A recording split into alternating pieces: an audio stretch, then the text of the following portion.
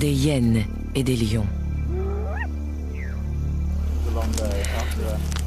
Sans eux, aucun safari n'est digne de ce nom. La menace d'un animal prêt à bondir nous fait tous frissonner. Daddy, I'm scared. I don't like hyenas. Don't worry about it, Hope. We've got these scaries.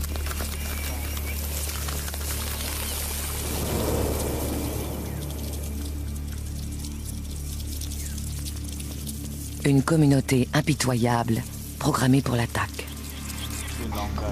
Yeah, moi c'est bon.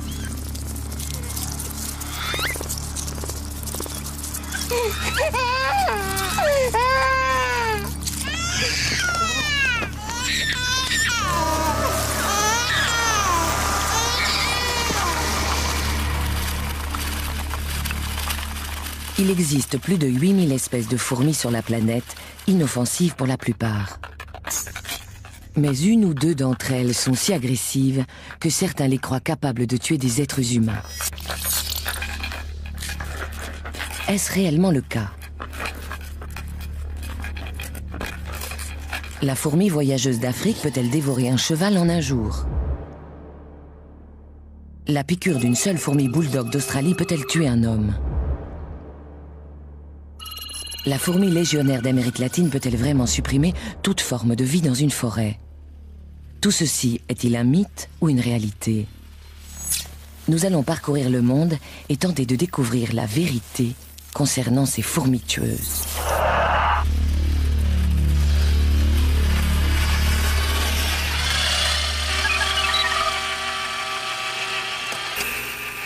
Voici Landcam, la caméra à fourmis conçue pour s'infiltrer là où nul autre objectif n'est encore allé explorer. C'est notre seule chance d'approcher sans risque ces insectes minuscules et d'obtenir des images inédites.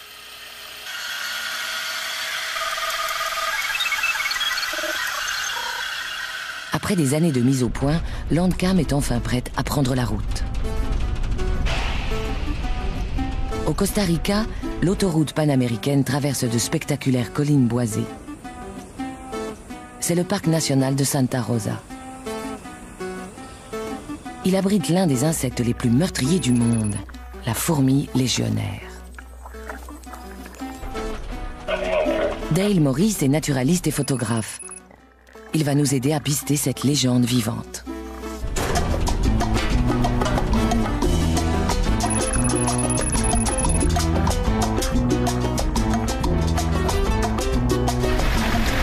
C'est vraiment un environnement à fourmis, non? Oui, tout à fait. Il y a beaucoup de vieux arbres par ici, et j'espère y trouver une colonie.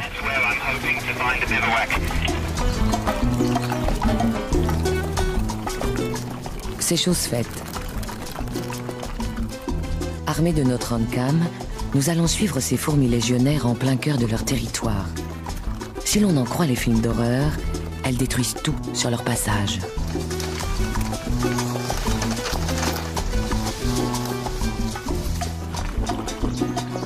On prétend même qu'elles peuvent dévorer un homme en quelques minutes.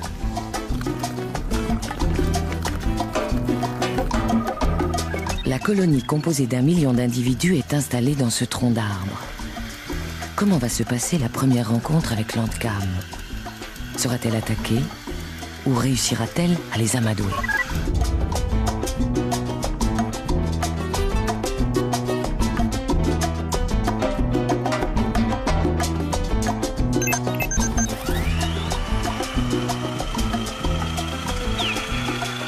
Jusque-là, le système fonctionne parfaitement.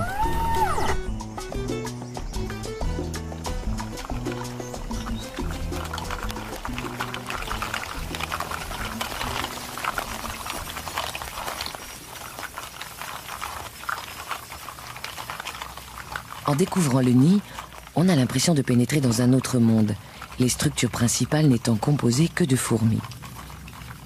Plusieurs millions de pattes sont reliées les unes aux autres par des crochets spéciaux, formant des câbles et des supports qui servent également d'ascenseur et de galerie à la colonie. À mesure que Landcam s'enfonce dans le nid, le spectacle devient encore plus déroutant. Chez les fourmis légionnaires, la division du travail atteint des proportions incroyables. Il y a des sentinelles, des ménagères, des fantassins et des nourrices, tous issus d'une même reine. Elles sont motivées par un but commun, nourrir et protéger les centaines de milliers de cocons abritant chacun un bébé fourmi. À part la reine, elles sont armées chacune d'un ovipositeur modifié en aiguillon. Et dans la forêt, tout le monde le sait, tous ceux en tout cas qui sont nés ici.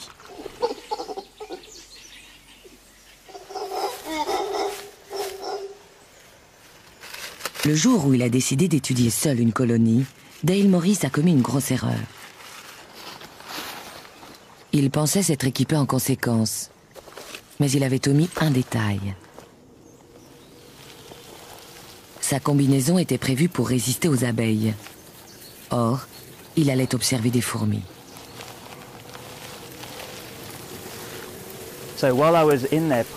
J'essayais de faire sortir les fourmis qui me recouvraient peu à peu. Quand j'ai commencé à sentir des piqûres vers le visage, le cou et autour des yeux.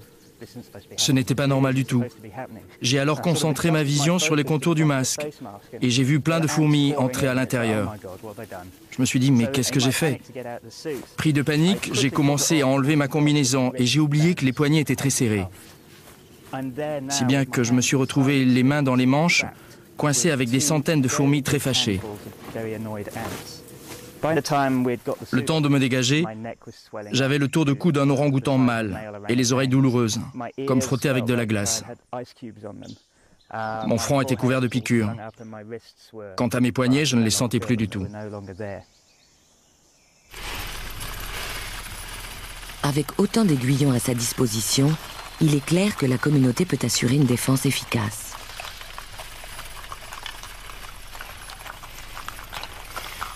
Avant toute chose, la colonie doit pourvoir à son approvisionnement en nourriture. Quel est alors son plan d'attaque?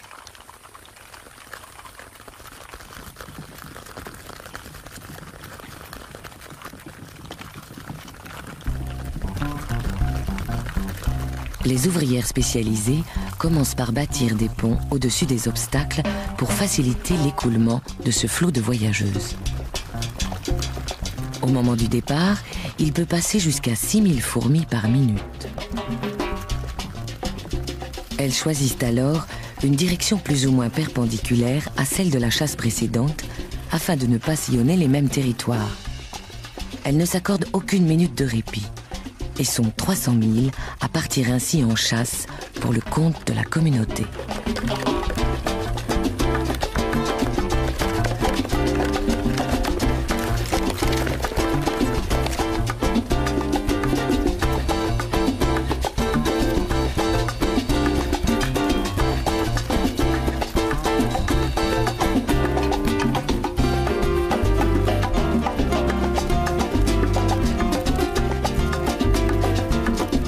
L'armée en marche s'organise comme un arbre composé d'un tronc principal qui se divise en branches de plus en plus fines.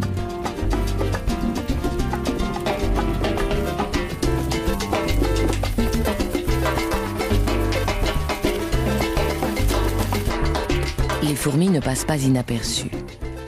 Après plusieurs millions d'années, leurs proies ont appris à repérer leur langage olfactif et fuient au plus vite le massacre à venir.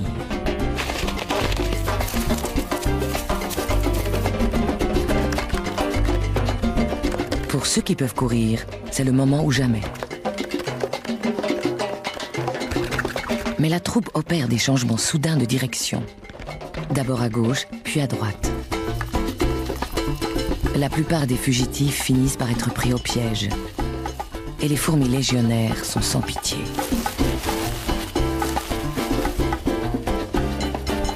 Un scorpion reçoit plusieurs centaines de doses de venin. Quelques secondes plus tard, il est submergé. Les fourmis peuvent ainsi immobiliser des adversaires qui font plusieurs centaines de fois leur taille. Voilà pourquoi certains se demandent si les êtres humains ne figurent pas eux aussi au menu des fourmis légionnaires. Cependant, les tortues semblent facilement distancer leur avant-garde.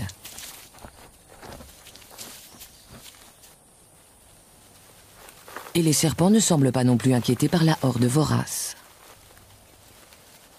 La raison en est simple. Si les fourmis démembrent aussitôt les plus petites de leurs victimes en les mordant et en les piquant, elles peinent déjà à traverser le cuir épais de proies telles que les scorpions.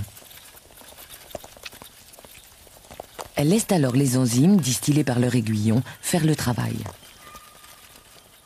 Au bout d'une heure, la proie tombe en morceaux. Elles peuvent ainsi rapporter au nid le repas gargantuesque.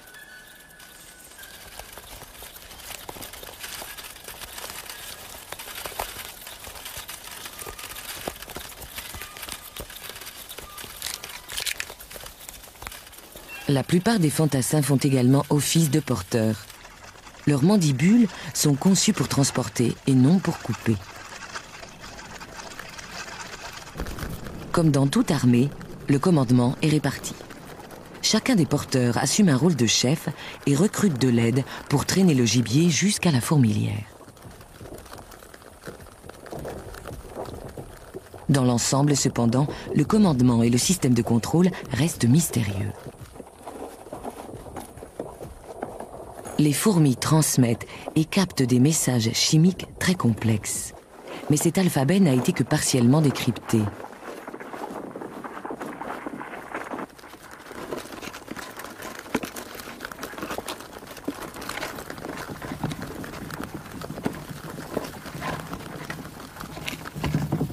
Le pont est toujours en place. Il évite un long détour aux porteurs.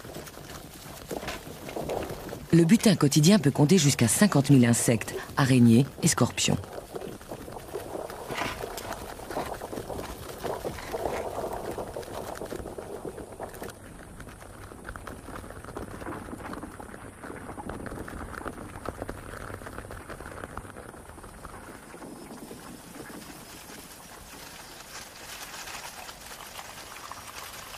À l'intérieur, les nouvelles réserves de nourriture sont réparties équitablement au sein de la communauté. Le million de fourmis semble alors former une entité, un seul et même organisme. Les ménagères et les nourrices arpentent la fourmilière pour satisfaire les besoins de chacun. Tous les membres de la colonie n'ont qu'à demander de la nourriture pour en obtenir.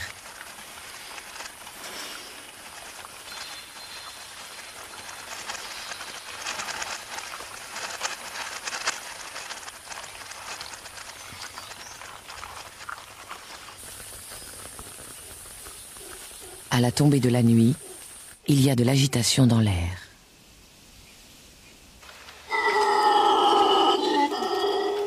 Ce n'est pas un soir comme les autres. Habituellement, au crépuscule, les fourmis s'accordent un moment de repos et font un peu de rangement après une longue journée de pillage. Les ménagères emportent les déchets vers le tas d'ordures. Mais aujourd'hui, c'est différent. Voici les cocons abandonnés par les 50 000 ouvrières qui viennent de voir le jour.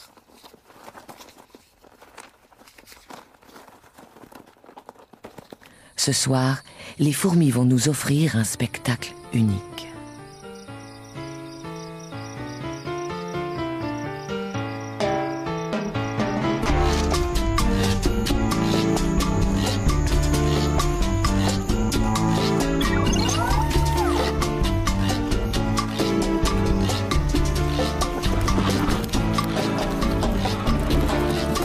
La colonie tout entière s'apprête à lever le camp et commence par déplacer soigneusement les larves.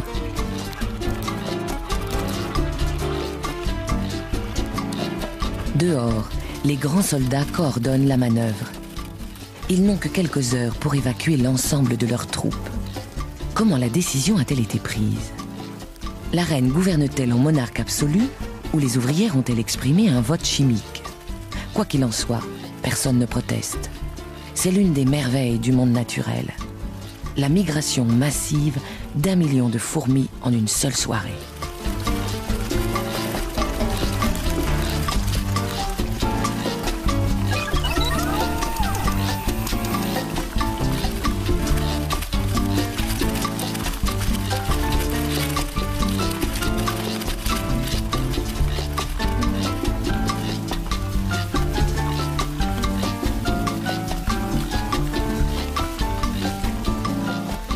reine reste invisible. Elle échappe aux lumières inquisitrices de Landcam en se dissimulant derrière sa garde personnelle. Seule une lumière infrarouge invisible pour les fourmis, mais pas pour notre caméra, permet de traverser cet écran de sécurité et d'entrevoir sa majesté.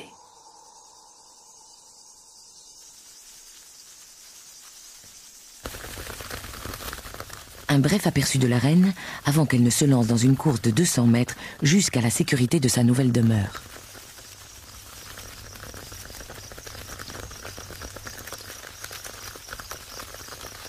Pour la colonie, c'est le début d'une période d'errance. Pendant les 3 semaines à venir, les fourmis se déplaceront toutes les nuits en quête de nouveaux territoires de chasse.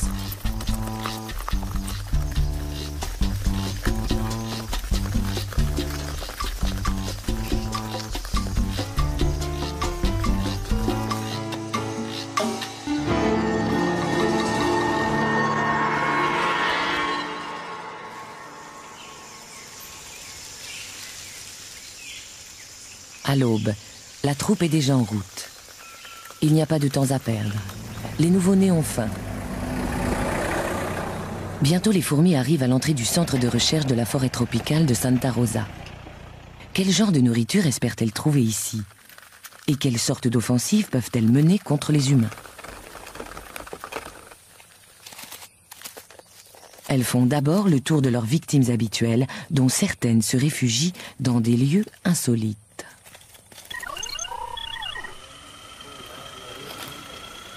Je peux pas faire la mise au point.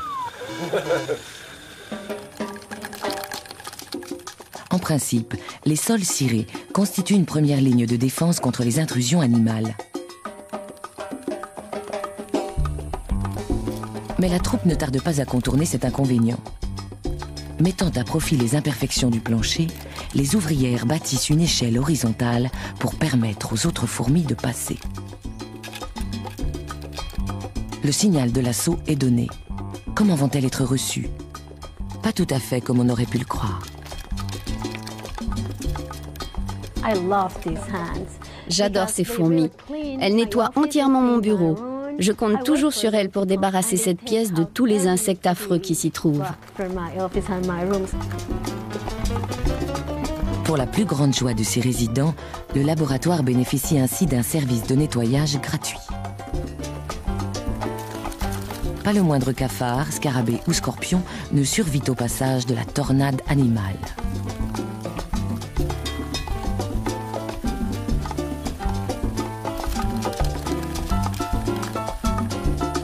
Et qu'en pensent les gens qui vivent en dehors du parc? Comment les fermiers et les éleveurs costaricains accueillent-ils la visite surprise d'1 million de fourmis?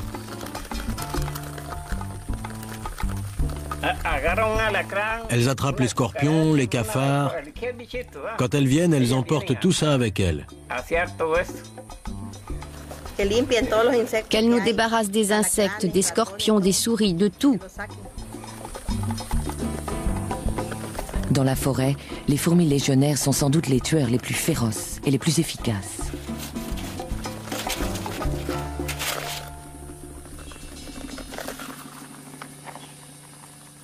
Mais au Costa Rica, les fourmis ne sont pas les ennemis des êtres humains, même si une vision comme celle-ci sème la panique dans les esprits. Qui prendrait le temps de réfléchir face à un demi-million de fourmis en marche?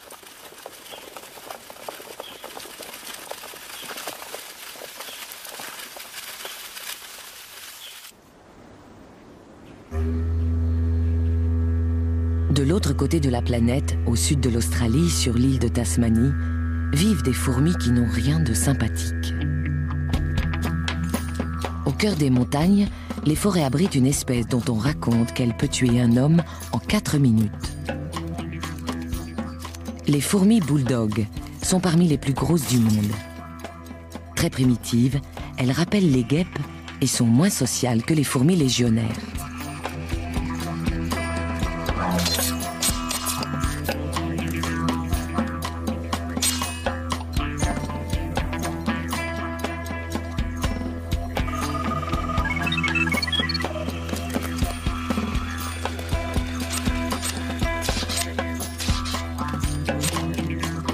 Les fourmis bulldog sont grandes, voire gigantesques, et leur comportement est parfois carrément menaçant. Elles sont équipées d'un aiguillon particulièrement redoutable dont elles n'hésitent pas à faire usage. Bizarrement, la plus terrible des fourmis bulldog est aussi la plus petite. C'est la créature la plus dangereuse de toute la Tasmanie. Elle cause plus de morts que les serpents, les araignées, les abeilles et les requins réunis. Voici la fourmi sauteuse. Les fourmis sauteuses vivent en petites colonies de quelques centaines d'individus. Dans les forêts de Tasmanie, elles transportent des pierres pour recouvrir leur nid. Ces cailloux absorbent la chaleur du soleil et protègent ainsi les chambres de couvée de la fraîcheur de la nuit.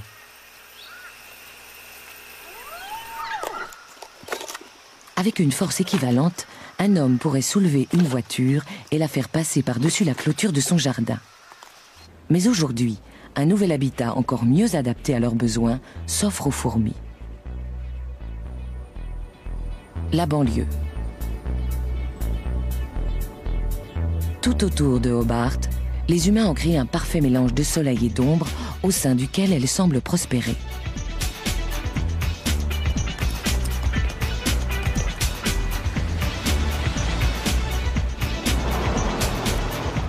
Désormais, ces fourmis sont ici chez elles. Mais l'accueil du voisinage n'est pas franchement cordial.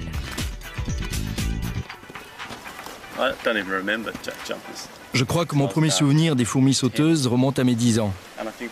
J'ai découvert quelle sale bestiole c'était le jour où j'ai trouvé un nid et que j'ai décidé de les exciter un peu.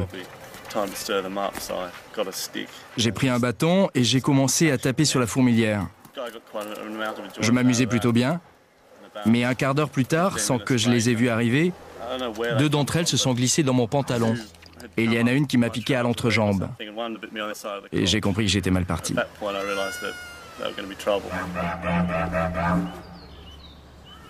Pour beaucoup de Tasmaniens, la première piqûre marque le début d'une haine viscérale.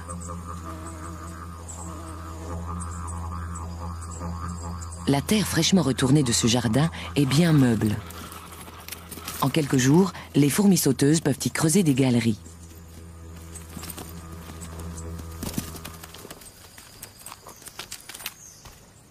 Le nouveau nid peut passer inaperçu pendant plusieurs semaines. Il y a suffisamment de soleil ici pour éviter aux fourmis d'aller chercher des pierres. Elles s'adonnent alors à leur passe-temps préféré, l'agression. Dès que l'Andcam s'approche de trop près, elles montrent leur vraie nature. Dotées d'une excellente vision, elles nous repèrent immédiatement et ne craignent pas de se battre si nécessaire.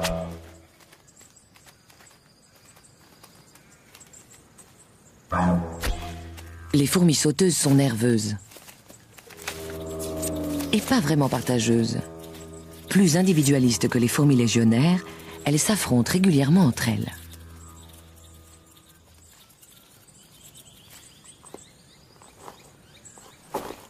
Ces combats singuliers ont pour enjeu la domination du nid. Les autres n'interviennent pas.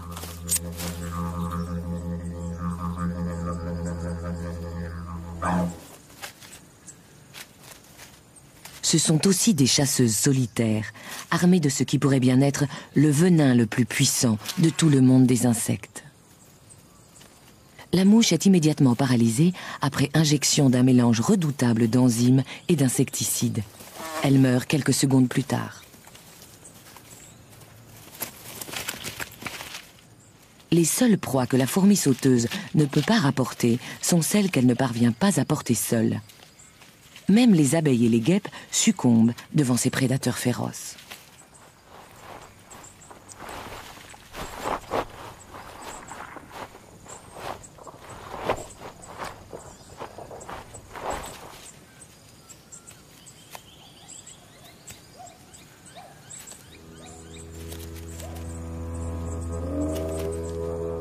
Ce sont de vraies guerrières. Les moindres mouvements ou vibrations les mettent en alerte. Et bien souvent, nous en faisons les frais.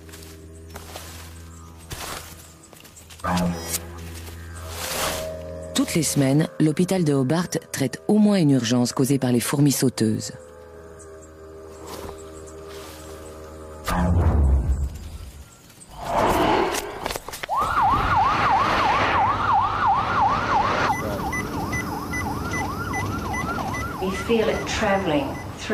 On sent le venin voyager dans le corps et ça devient chaud, comme si un liquide brûlant courait dans vos veines. Très vite, le corps tout entier cesse de fonctionner, en à peine quelques minutes. On sent la vie s'échapper, c'est vraiment terrifiant. Cette fois-ci, elle s'en sort bien. Une injection d'adrénaline la ramène à la vie. La dernière fois, il s'est passé 7 minutes entre le moment où on a appelé l'ambulance et le moment où elle est arrivée. On ne sentait déjà plus mon pouls, ni aucune des fonctions vitales. Le docteur Simon Brown est spécialisé dans le traitement des chocs anaphylactiques, les réactions allergiques graves. Environ 1% de la population présente des antécédents de réactions graves, exigeant un traitement à l'adrénaline. Ça fait 4000 personnes susceptibles de mourir en cas de piqûre. Le chercheur tente de mettre au point une solution ingénieuse à cette menace. Il commence par aller chercher quelques spécimens de ces terreurs miniatures en prenant soin de ne pas se faire piquer. C'est leur venin dont il a besoin. Utilisé à dose homéopathique, il peut peut-être servir d'antidote.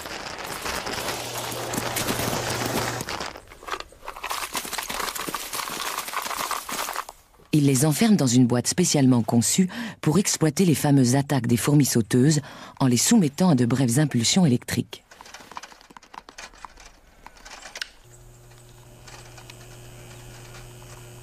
Dès que le courant traverse les fils conducteurs, elles s'énervent et piquent la surface du verre.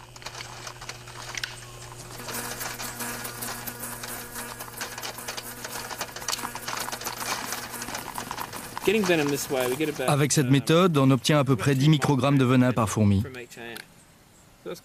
C'est beaucoup de travail, mais comme ça, on n'a pas à les tuer et on peut les ramener au nid. C'est écologique, d'autant plus qu'on s'est attaché à elles ces dernières années.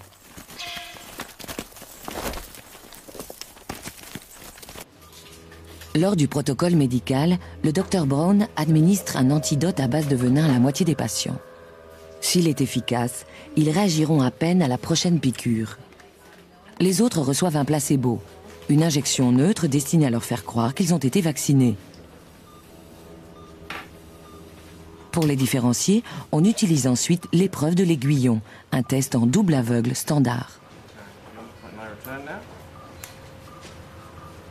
Le Dr Brown lui-même ne sait pas qui a reçu le vrai vaccin. Pour quelqu'un qui a grandi avec une peur mortelle de ces fourmis, c'est une véritable épreuve. C'est parti.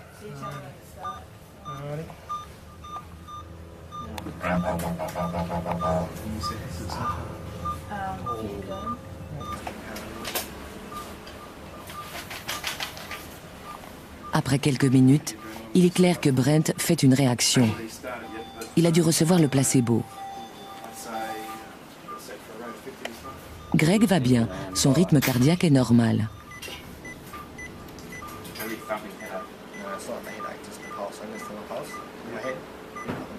Le visage de Brent devient rouge. Son pouls s'emballe. Sa tension artérielle monte en flèche. Il présente tous les symptômes d'un choc anaphylactique. Son corps déclenche une réaction de panique face à l'invasion du venin. Sans adrénaline, il pourrait mourir en quelques minutes d'une crise cardiaque ou de suffocation, car l'air ne passe plus dans ses voies respiratoires. Heureusement, là où il se trouve, il ne risque rien.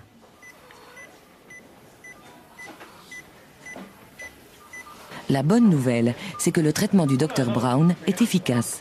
Aucun des patients vaccinés au venin n'ont réagi à la piqûre. Brent n'aura plus jamais à vivre pareille expérience. D'un point de vue allergique, la fourmi sauteuse peut être considérée comme la plus dangereuse de toutes les fourmis. Elle est agressive, elle s'éloigne beaucoup du nid et elle pique tout ce qui bouge. Si elle était aussi répandue dans le reste du monde, des centaines de milliers de gens vivraient sans doute avec la peur quotidienne d'être piqués et d'en mourir.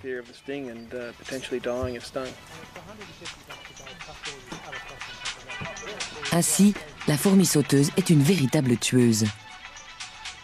Mais elle ne choisit pas de nous tuer. Pas plus qu'elle ne nous considère comme un éventuel repas. Il se trouve juste que nous sommes sensibles à son venin.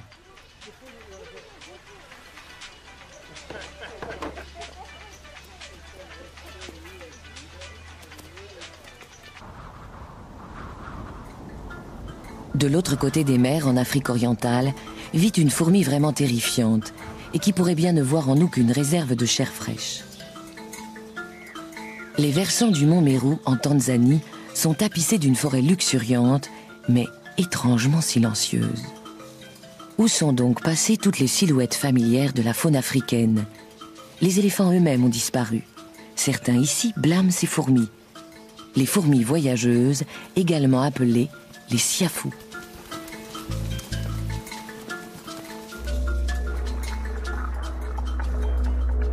On raconte qu'elles peuvent dévorer un cheval en une seule journée. Récemment, on leur a reproché la disparition mystérieuse d'un touriste au Congo. Alors, sont-elles vraiment mortelles?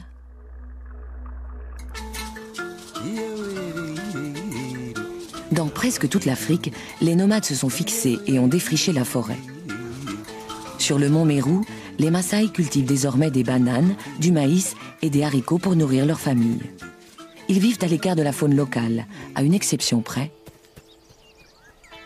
les siafous.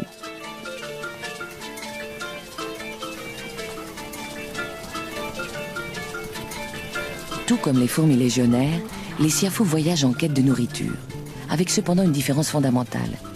La colonie ne compte pas 1, mais 20 millions d'individus qui mettront 4 jours à accomplir leur exode.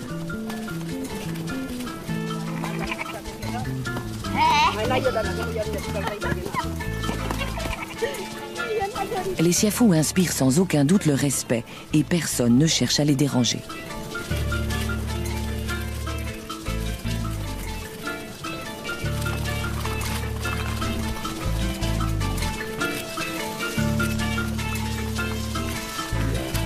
Pour les Maasai, ce sont elles qui ont poussé les éléphants à quitter la forêt en envahissant leurs trompes et en pénétrant dans leurs oreilles.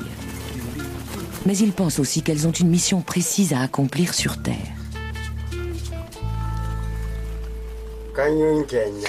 C'est Dieu qui a créé les siafous pour que cet endroit reste propre. Elle nous débarrasse des cadavres. Landcam en main, nous allons tenter de faire la part du mythe et de la réalité. Merde! Contrairement aux légionnaires, les siafous n'ont pas d'aiguillon. Mais leurs mandibules extraordinairement acérées tranchent à peu près n'importe quoi. Et dès que les grandes ouvrières ont découpé le cuir de leurs victimes, leurs petites sœurs peuvent attaquer la chair plus tendre. Je crois que je vais battre en retraite. Je m'avoue vaincu. Siafou 1, réalisateur 0. D'où l'utilité de Landcam. Elle ne connaît pas la douleur.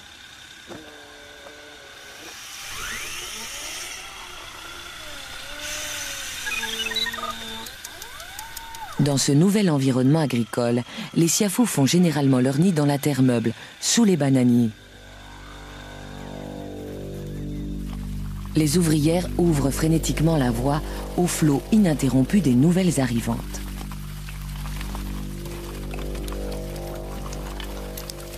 Elles sont totalement aveugles. Tous les ordres se transmettent par le toucher et l'odorat.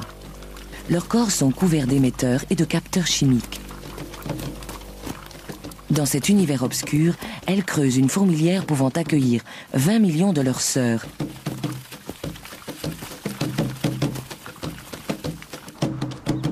L'alternance de migration et de forage se poursuit jour et nuit. Les pluies approchent et un extraordinaire spectacle va bientôt commencer.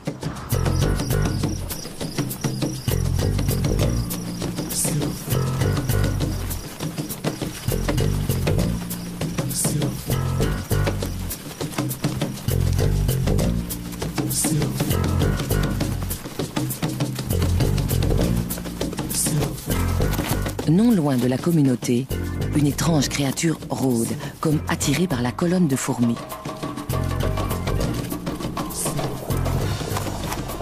On la surnomme la mouche saucisse.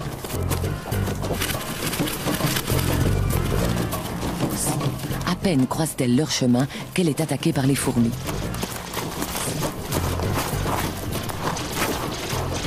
Celle-ci ne la tue pas. On dirait même qu'elle l'attendait. En fait, il s'agit d'un mâle siafou. C'est la plus grande fourmi du monde. Il transporte assez de sperme pour engendrer 500 millions de bébés fourmis. Pas de démonstration d'affection. Les fourmis le clouent au sol et lui coupent les ailes, faisant de lui leur prisonnier. Il sera ensuite conduit au nouveau nid et retenu captif jusqu'à ce qu'une jeune reine soit prête à s'accoupler. La communauté n'a besoin que de son sperme.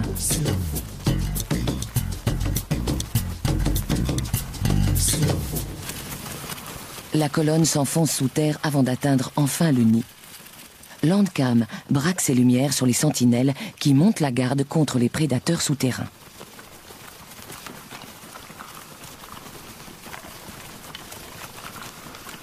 À l'entrée de leur nouvelle colonie, les siafous se livrent à un incroyable exercice d'organisation.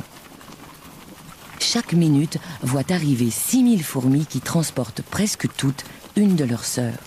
Les nouveau-nés, les larves et les œufs doivent être nettoyés puis stockés. Comment accomplissent-elles un tel exploit? On sait que tout se fait par le biais de messages chimiques. Chaque fourmi annonce où elle a été, ce qu'elle transporte et si elle a besoin de nourriture. C'est une sorte d'internet des insectes qui permet de relier et d'informer plus de 20 millions d'individus.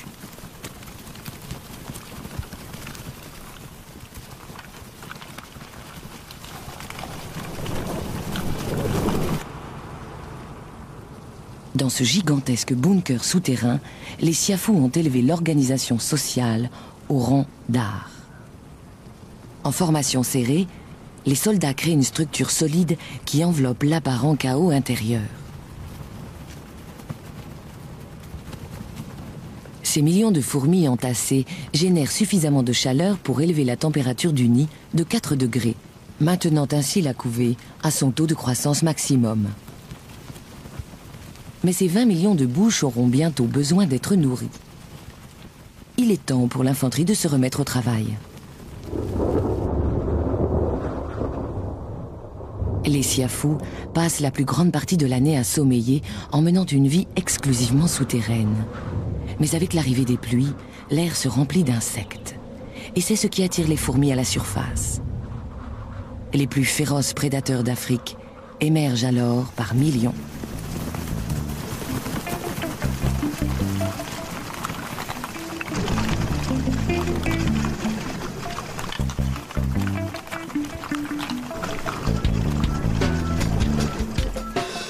Elles traînent l'extrémité de leur abdomen le long du sol, laissant ainsi une trace olfactive qui servira de point de repère aux suivantes.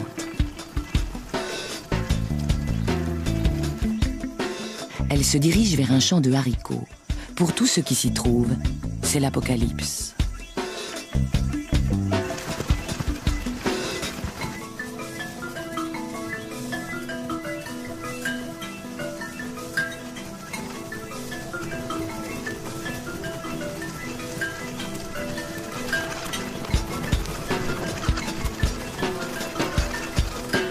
Les antennes des sentinelles remuent sans cesse, tandis qu'elles captent des signaux. Elles sont attentives au moindre changement dans l'air, à la moindre menace. Regardez.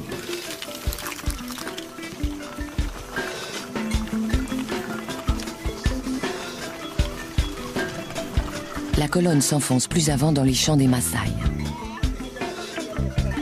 Les fourmis ne sont pas les seules à s'être multipliées. Des millions d'insectes et de scarabées se sont attaqués à la succulente récolte.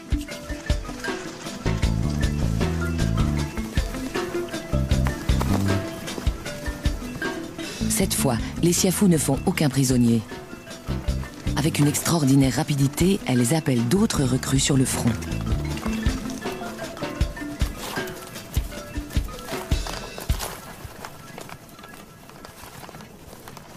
Malgré leur cécité, elles sont d'une précision chirurgicale quand il s'agit de découper leur proie pour s'introduire à l'intérieur.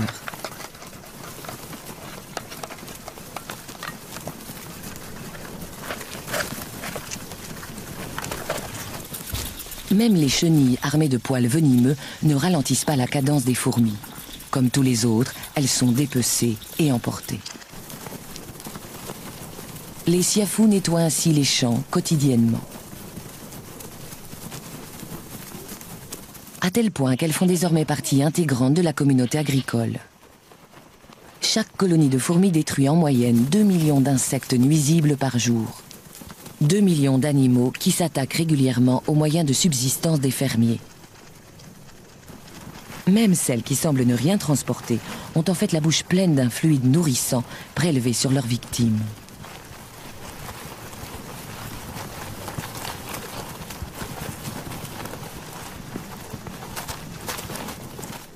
C'est une sorte de désinsectisation naturelle et les fermiers Maasai mesurent parfaitement la valeur de leur intervention.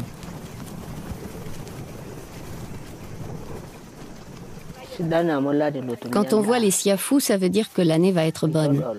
Elles tuent tous les insectes qui attaquent le maïs ou les haricots. Les siafous sont utiles, elles protègent les récoltes.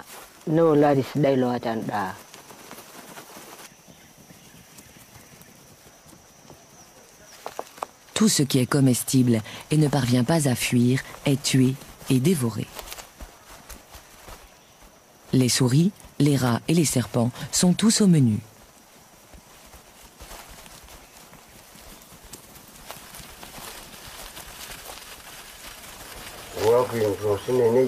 Je connais quelqu'un qui a été tué par les fourmis.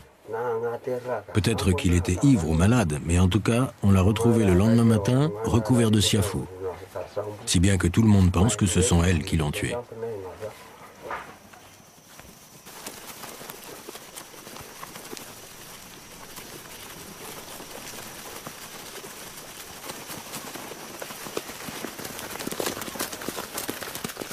Les siafous ont un goût prononcé pour la chair humaine, et leurs troupes sont innombrables.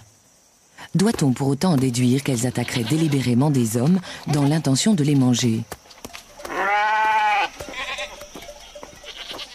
C'est une menace que les Maasai prennent très au sérieux. Ils font en sorte de toujours garder leurs bêtes hors de portée.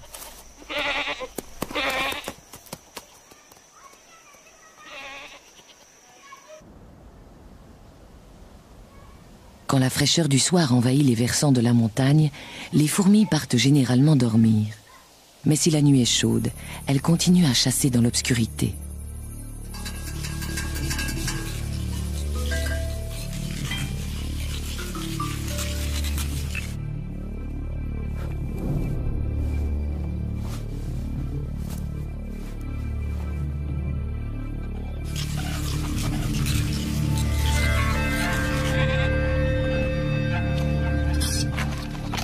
Les volailles sont enfermées dans le poulailler, à l'abri des mangoustes. Quelques fourmis représentent un extra, riche en protéines. Le problème, c'est que pour chaque fourmi avalée, il en arrive 1 millier d'autres.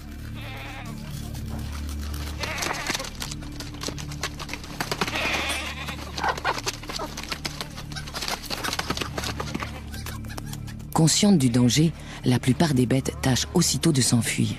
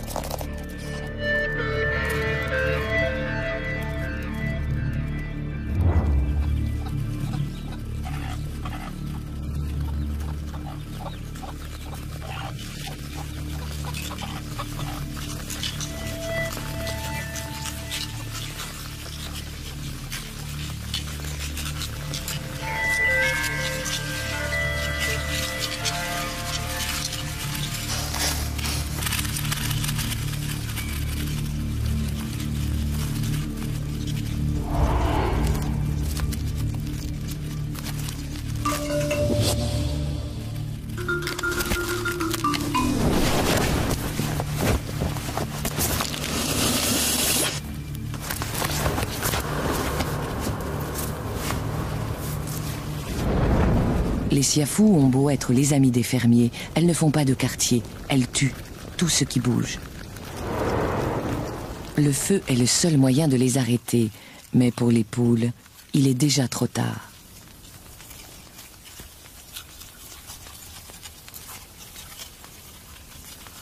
D'ici 24 heures, il ne restera que des becs et des os.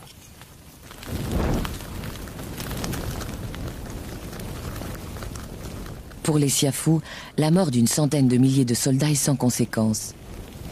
C'est une perte superficielle et la campagne de la nuit reste un succès.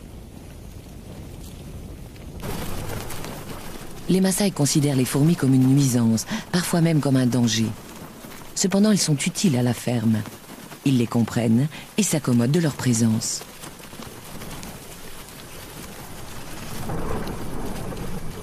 Mais pour les étrangers, la toute première rencontre avec les fourmis voyageuses est souvent problématique. Aujourd'hui encore, de terrifiants récits circulent. On était venu rendre visite aux Maasai avec des amis à nous. Ils vivaient dans la région et avaient amené leur bébé avec eux. L'enfant était fatigué, si bien que j'ai suggéré de le mettre au lit. Je leur ai montré la tente et je suis revenu près du feu, où j'ai continué à profiter de la soirée. Et puis tout d'un coup, le bébé s'est mis à hurler. On a couru à la tente. Il était couvert de siafous. C'était affreux. Je suis sûr que si on n'était pas arrivé, les fourmis auraient pu facilement le tuer.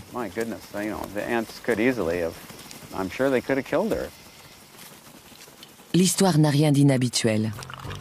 Contrairement aux autres insectes, les siafous attaquent parfois les hommes avec une intention prédatrice. Dans les rares cas où cette attaque réussit, la victime meurt par suffocation, après invasion des poumons. Pour elle, nous ne sommes qu'une proie de plus. Une parmi les milliards de vies qu'elles prennent quotidiennement. Les plus féroces prédateurs d'Afrique ne sont ni les lions, ni les hyènes, mais les siafous, de vraies fourmis tueuses.